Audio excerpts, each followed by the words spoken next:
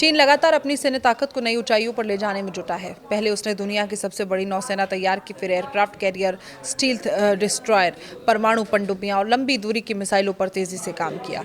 अब चीन ने दुनिया के सामने ऐसा हथियार दिखाया है जिसने अमेरिका समेत कई देशों की चिंता बढ़ा दी है। यह हथियार YJ-20 हाइपरसोनिक एंटीशिप मिसाइल, जिसे चीन की नौसेना का नया कैरियर किलर कहा जा रहा है। अगर चीन इस मिसाइल को बड़े पैमाने पर अपनी नौसेना में शामिल कर देता है तो समुद्र में युद्ध लड़ने का तरीका पूरी तरह बदल जाएगा। और यही वजह है कि इस मिसाइल को सिर्फ चीन की तकनीकी उपलब्धि नहीं बल्कि इंडो पैसिफिक क्षेत्र में बदलते शक्ति संतुलन के रूप में भी देखा जा रहा है। हाल ही में चीन ने पहली बार इस मिसाइल का वीडियो जारी किया। वीडियो में चीन की type 052D guided missile destroyer से वर्टिकल लॉन्च सिस्टम यानी VLS के जरिए YZ-20 को दागते हुए दिखाया गया। चीन ने ये नहीं बताया कि परीक्षण कब हुआ, लेकिन रक्षा विशेषज्ञों का मानना है कि वीडियो जारी करने का मकसद पूरी दुनिया को ये संदेश देना है कि अब चीन के मध्यम आकार के युद्धपोत भी हाइपरसोनिक हथियारों से लैस हो चुके हैं। यानी अब सिर्फ डिस्ट्रॉयर ही नहीं बल्कि अपेक्षाकृत छोटे युद्धपोत भी दुश्मनों के एयरक्राफ्ट कैरियर और बड़े जहाजों के लिए गंभीर खतरा बन सकते हैं। आखिर YJ इतनी खतरनाक क्यों मानी जा रही है?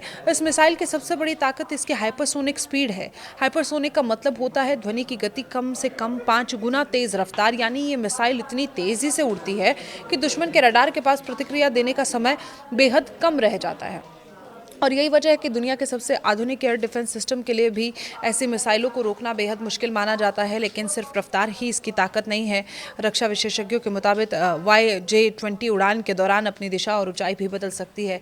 सामान्य बैलिस्टिक या क्रूज मिसाइलें तय रास्ते पर चलती हैं और इसलिए उन्हें ट्रैक करना अपेक्षाकृत आसान होता है, लेकिन हाइपरसोनिक मिसाइलें लगातार अपना रास्ता बदल सकती हैं। इससे इंटरसेप्टर मिसाइलों के लिए अनुमान लगाना मुश्किल हो जाता है कि अगला निशाना कहाँ होगा। क्यों कहा जा रहा है कैरियर किलर इसे? समुद्र में किसी भी देश की सबसे बड़ी सैन्य ताकत उसका एयरक्राफ्ट कैरियर होता है और ये एयरक्राफ्ट कैरियर अपने साथ दर्जनों लड़ाकू विमान, हेलीकॉप्टर, मिसाइल सिस्टम और हजारों सैनिक लेकर चलता है। अमेरिका की पूरी वैश्विक सैन्य रणनीति काफ़ी हद तक इन्हीं कैरियर स्ट्राइक ग्रुप्स पर आधारित है। अगर युद्ध के दौरान कोई देश दुश्मन के एयरक्राफ्ट कैरियर को नष्ट कर देता है तो उसकी समुद्री ताकत को बहुत बड़ा झटका लगता है। और चीन का दावा है कि YJ-20 खासतौर पर ऐसे बड़े युद्धपोतों को निशाना बनाने के लिए विकसित की गई है और यही कारण है कि इसे कैरियर किलर कहा जाता है। चीन की नई नौसैनिक रणनीति के बारे में अगर बात करें तो पिछले कुछ सालों में चीन सिर्फ जहाज़ों की संख्या ही नहीं बढ़ा रहा है बल्कि हर युद्धपोत को पहले से कहीं ज़्यादा घातक बनाने पर काम कर रहा है।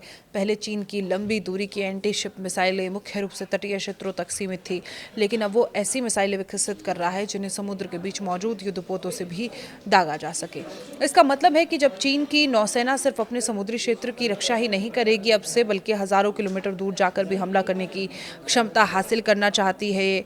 और यही ब्लू वाटर नेवी का असली मतलब है कि ऐसी नौसेना जो दुनिया के किसी भी महासागर में ऑपरेशन कर सके। टाइप 052D और टाइप 055 क्यों है इतना है? देखिए, चीन ने सबसे पहले दिसंबर 2025 में इस मिसाइल का परीक्षण अपने सबसे आधुनिक टाइप 055 डिस्ट्रॉयर से दिखाया था। टाइप 055 को दुनिया के सबसे ताकतवर डिस्ट्रॉयर में गिना जाता है और अब पहली बार यही मिसाइल टाइप 052D डिस्ट्रॉयर से लॉन्च करके चीन ने संकेत दिया है कि वो इस हथियार को सिर्फ चुनिंदा जहाज़ों तक सीमित नहीं रखना चाहता। अगर टाइप 052D जैसे बड़ी संख्या में मौजूद युद्धपोत भी YJ-20 से लैस हो जाते हैं तो चीन की पूरी नौसेना की मारक क्षमता कई गुना बढ़ जाएगी।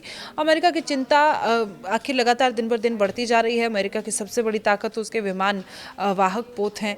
दुनिया के लगभग हर बड़े समुद्री संकट में अमेरिकी कैरियर स्ट्राइक ग्रुप सबसे पहले पहुंचते हैं, लेकिन अगर चीन के पास बड़ी संख्या में हाइपरसोनिक एंटीशिप मिसाइलें आ जाती हैं तो अमेरिकी कैरियर को चीन के तट के करीब आने से पहले कई बार सोचना पड़ेगा।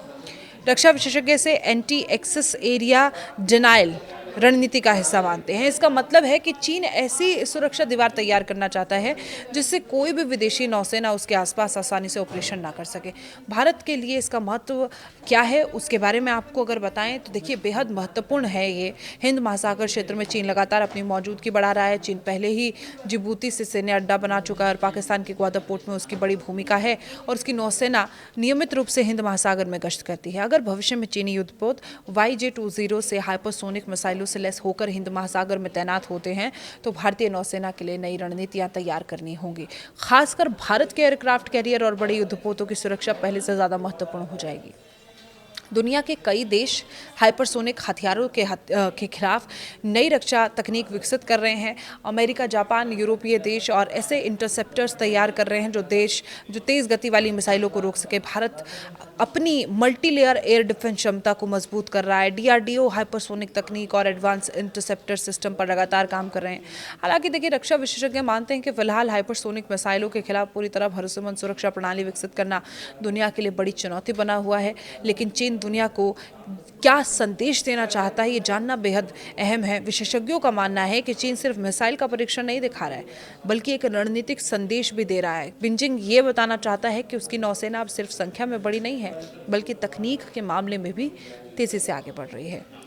YJ-20 की तैनाती इस बात का संकेत है कि भविष्य के समुद्री युद्ध सिर्फ जहाज़ों की संख्या नहीं, बल्कि हाइपरसोनिक हथियारों, आर्टिफिशियल इंटेलिजेंस, लंबी दूरी की सटीक मारक क्षमता, नेटवर्क आधारित युद्ध प्रणाली से तय होंगे। YJ-20 सिर्फ एक नई मिसाल नहीं है, बल्कि चीन की बदलती सैन्य सोच का प्रतीक है और बीजिंग अब ऐसी नौसेना तैयार कर रहा है जो हिंद प्रशांत ही नहीं, बल्कि दुनिया के किसी भी महासागर में अपनी मौजूदगी दर्ज करा सके।